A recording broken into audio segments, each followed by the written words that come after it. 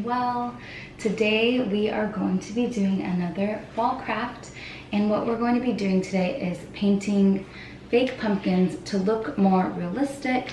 These are a few that I have already worked on, but we are going to be painting this one together today. So I actually picked these up from Walmart. All of them were under $8, which I felt was a fair and good price point. So you're gonna start by picking up some pumpkins to paint, some paintbrushes. I think these are called round stencil paintbrushes. And then just pick up paint colors of your choice. I got these ones from Hobby Lobby, but I know that you can get paint from Walmart, Hobby Lobby, Michael's, any place with a craft section will usually have acrylic paint. So once you have those, we're gonna go ahead and get started making a pumpkin. So I'm going to go in with my biggest brush, and I'm gonna go ahead and pick out of the two. I'm using terracotta and toasted terracotta. So I'm gonna go in with my darker orange first, and I'm gonna go inside all of the grooves with that darker orange color. So if you're painting at home, you're gonna wanna choose the darker color to go inside the grooves.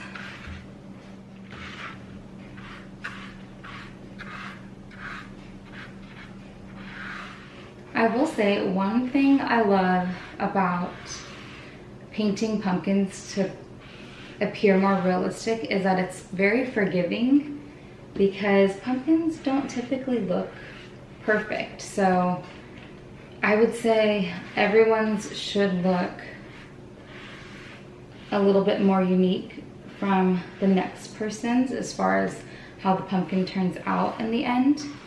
But that to me is a comfort, because I'm not someone who paints in my free time, and if it had to look a specific way, I would probably be a little bit overwhelmed right now. All right, now that your pumpkin has the dark painted in the grooves, you're going to go in with your lighter orange, which I have right here, and you're going to paint all the remaining areas you see that are white.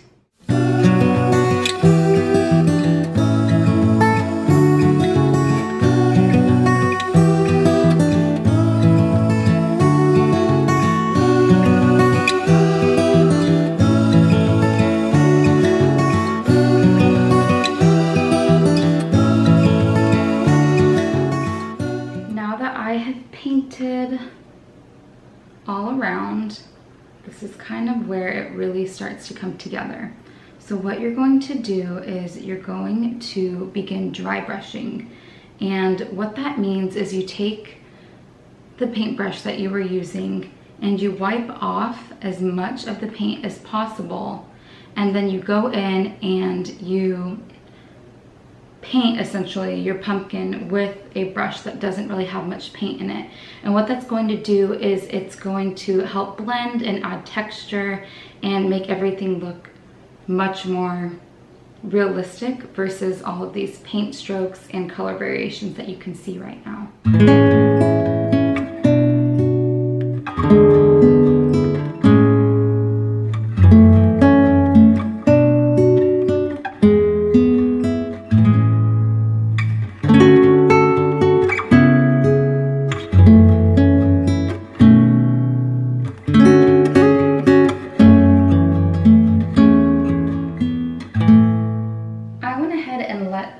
Dry a little bit, and now that it's not as wet as it was before, I'm going to dry brush again, and this time I am going to swirl it in more of like a circular motion, and you're almost being kind of rough with the paintbrush and pushing it in.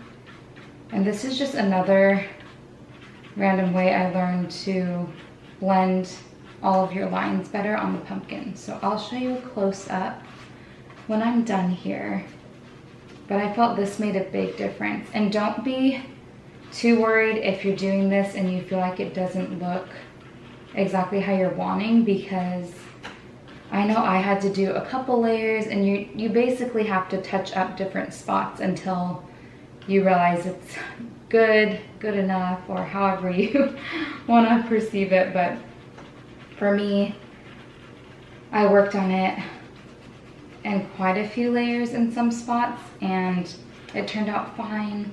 And I also like to add a little bit of white to give it more texture at the end, so that will help with those spots if some of it seems like maybe it doesn't have as much paint anymore or anything like that.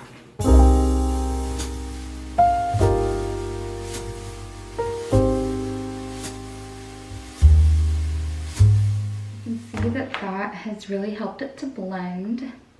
And the last step that I like to do is to go in with a little bit of white, and I do kind of brush it off a bit so it's not too much. And that's when I will add it to random spots, just a little bit. I don't know if you can see that. Just to add a little bit more color and texture and dimension.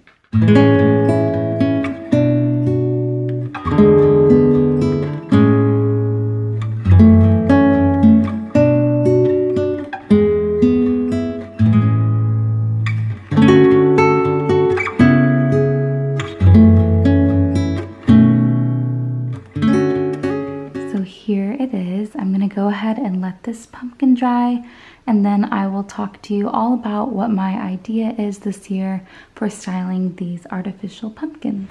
Okay, so while I was waiting for the pumpkin to dry, I actually had a doctor's appointment to check on the baby and just see how everything's going, and it honestly did not really go that well. So I took a couple videos when I got to the car, and I'm a little embarrassed about them because I was just very overwhelmed about just the whole situation, and I'll let you watch in a moment. But basically, this pregnancy is also going to be high risk, which if you have followed me on Instagram for any amount of time, you'll know that I tend to find myself in that category, which is really hard just mentally, because all I want is for the baby to be healthy, and I would love to be healthy too.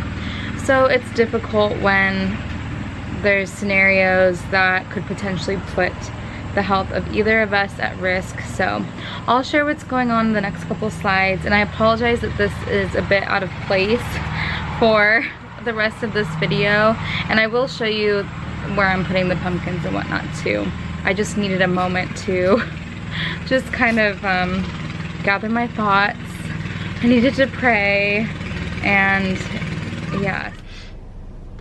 So I just got out of my appointment and it didn't really go that well. So for some reason there was a little bit of a red flag, because the baby has some calcification on his heart, which usually means nothing, but they also have determined that he is measuring too small and they need to figure out why. So I'm going to be high risk again, which has happened to me quite a few times, and it's just hard for me to just have to be in that category, because I just want everything to be okay, of course. So I'm going to be seeing a high-risk specialist to try to figure out why he's so small and if there's any health issues or additional concerns. But just prayers for our little baby, because I want him to be healthy more than anything, and I'm praying that the testing that they're about to start doing will determine the cause so that we can, Lord willing, find a solution for our little guy. I also forgot to mention that when I got to my appointment, they had told me that my doctor resigned, and so I have to find a new doctor. So it was just like a lot of things at once, and I feel so silly crying on camera because this is not really what my goal was for this, but it's just been like a lot of information and things that need to get figured out at once, and I have 2 months till he'll be here. So I'm just praying that everything works out and that just the Lord would give me peace and just strength, to just trust him with like all the details of my life. Okay, so that is what is currently going on in my pregnancy, and truthfully, there's nothing to be super concerned about as of now. At least that's what the nurse was telling me today. It's just, it was overwhelming to show up to an appointment that I felt was very standard and going to be just an ordinary appointment, and have every person that came into the room tell me something that was a little bit off or concerning. So I don't know, because my doctor just resigned, I had like 3 or 4 different people come in for my appointments, and I was there for 3 hours, which usually my appointment's like no more than an hour. So it was already taking long. It was the day of my glucose test, so I was hungry. I was already just kind of not in the best mood because I wanted to eat, and all I had in my system was that really not good drink.